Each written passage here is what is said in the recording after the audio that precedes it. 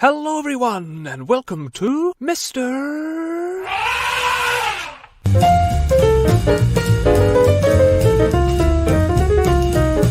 This is Africa, and here is Burkina Faso. Now let's have a quick look around, shall we? Inhabited long, long ago, the earliest known peoples to make the land their home were the Bobo, Lobi, and Gurunzi, who still live here as minorities. For Burkina Faso is a nation of minorities. The most numerous ethnic group is the Mossi, who arrived on horseback around the 15th century, and whose kingdoms dominated the land for centuries, the most powerful of which was Ouagadougou, which has since become the country's capital. The Mossi are known for their incredibly tall masks, which they don in ancestor reverencing rituals, and in the past the Mossi fended off incursions by the larger Songhai Empire. But they could not fend off the French, who by the early 1900s had already taken all of this, so there wasn't really any stopping them. The land became France's Upper Volta colony in 1919. French was taught in schools, and infrastructure was modernized. Here we see the strange sight of traditional African huts arranged in a city grid pattern. But anti-colonial sentiment surged post-Second World War, and the country, still called Upper Volta, became independent in 1960. The first president became a dictator who was overthrown by a guy who was overthrown by a guy who was overthrown by a guy who was overthrown by this guy who was overthrown by this guy, who was in power till 2014 and did not really do any good, as Burkina Faso was still among the poorest nations on earth. He resigned and fled after mass protests, and in 2015 this guy was elected president, breaking a long line of military coups, hopefully for good. But who can say? This country's troubles are far from over. Hunger, economic instability, widespread illiteracy and corruption in a country whose name ironically means land of incorruptible people. On the bright side, things can only get better for Burkina Faso, and let's hope they do, soon. But as for me, it's bye for now. Bye-bye!